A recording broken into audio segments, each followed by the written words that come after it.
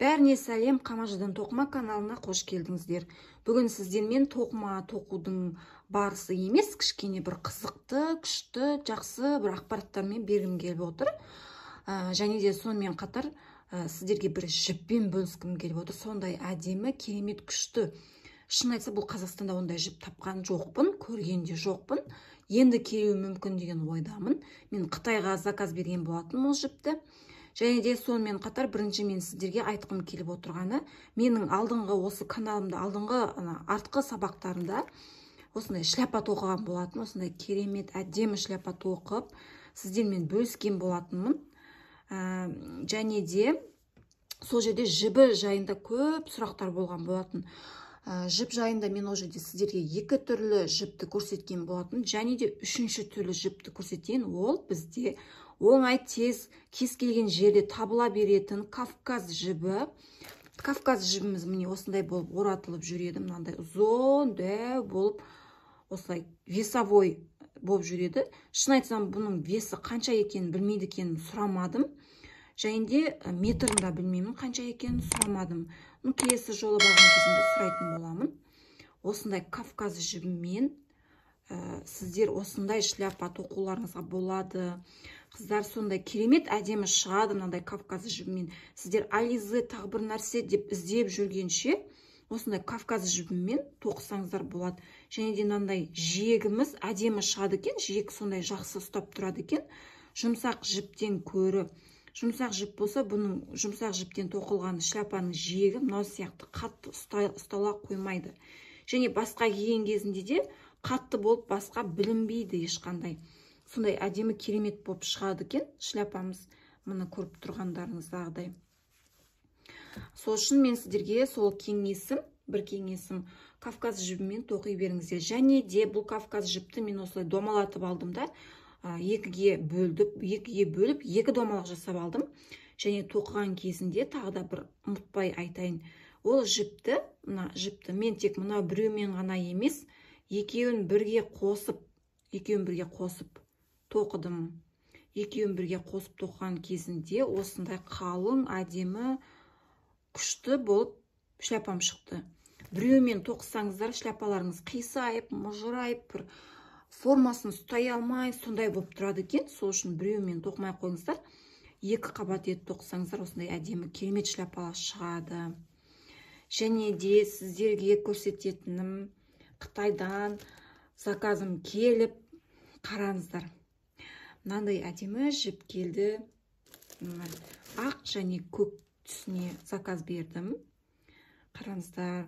Мұнаны былай қарағанда жіп деп ойлаймын, кім ойлайды? Мына жіпте не тоқуға болады деп тағы бір ойлайсың, не тоқуға болады деп ойлайсыздар. Сондай өзі бір керемет әдемі жіп болып көрініп тұр. Не тоқуға болады деп ойлайсыздар. Әрине, плед тоқуға болады. Енді алдағы уақытта бұйыртса мен сіздерге осы жіппен пледтің тоқылуын көрсететін боламын. Бұдан керемет әдемі плед шығады. Қазір мен көрсетемін. Осындай керемет әдемі плед шығады екен. Сол осындай әдемі керемет пледтің тоқып жатқанын көріп, мен осы жіпті арнайы іздеп Қытайға заказ берген болатынмын. Жібім келді. Бұйыртса енді сіздерге тоқылуын көрсететін боламын. Мен бұндай жіпті бізде Қазақстанда көрмедім. Шынын айтайын. Көргендер бар болса, жаза кетіңіздер, әрине көрдім деп.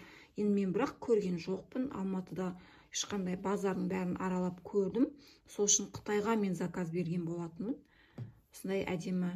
Бұл жіппен пледті тоқыған кезде мынандай бізіміз қажет болады екен. 6-лық размер. Осындай біз арқылы плед тоқиды екенбіз. Алдағы уақытта бұйыртқан кезінде сіздермен бұл пледтің тоқылуын осы жіппен қалай тоқылады, сонымен бөлісіп сіздерге мастер-классын салатын боламын. Мені білесіздер, ешқандай еш нәрсені аямай сіздерге көрсетіп жүрмін осы кезге дейін. Менің каналымда болыңыздар.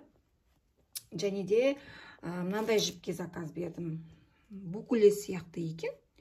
Жұмсақ, осындай әдемі, нәзік, ақ және мынандай сары түсіне бердім.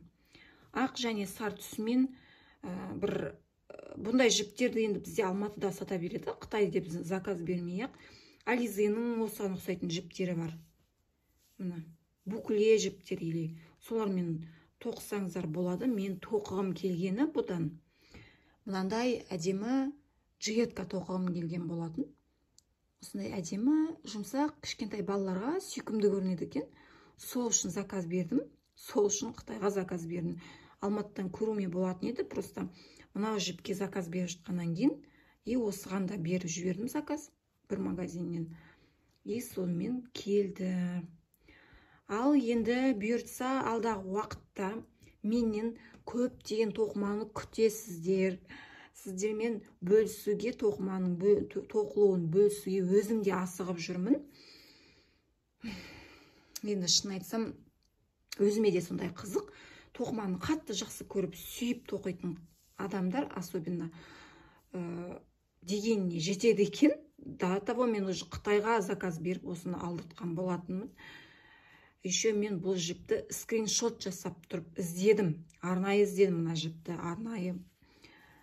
Енді бұйырса мастер-класс болады. Сіздерге мен просто мынау нені жіпті көрсеткенім. Необычный жіп екен да, сол үшін сіздерге бөліскім келді. Необычный, кім болса сода бар жіп емес. Кез келген жерде сатыла беретін жіп емес. Бұдан әдемі сондай күшті плит шығады, енді жұмсақ, мамық болып. Сол. Енді менің каналыма тіркеліп қойыңыздар. Мендегі сіздерге көрсеткім келген ақпарат және жіптердің түрі осындай. Менің каналыма тіркеліп қойыңыздар, лайк басып, сұрақтарыңыз болса комментарийға жазыңыздар. Және де менің каналымда неше түрлі тоқыманың түр-түрі бар. Тапочки, ботинки, пинетки, балетки. Барлығын тоқып, менің каналымнан қарап тоқып үйренсеңіздер болады. Және де алдағы уақытта менен тағы да қандай тоқыманың тоқыған түрін көрсеткенімді қалайсыздар. Соны жазып комментарийға бөлісіп кетсеңіздер де болады. Сіздерге көп-көп рахмет. Алдағы уақытта керемет әдемі мастер-класстармен кездескенше.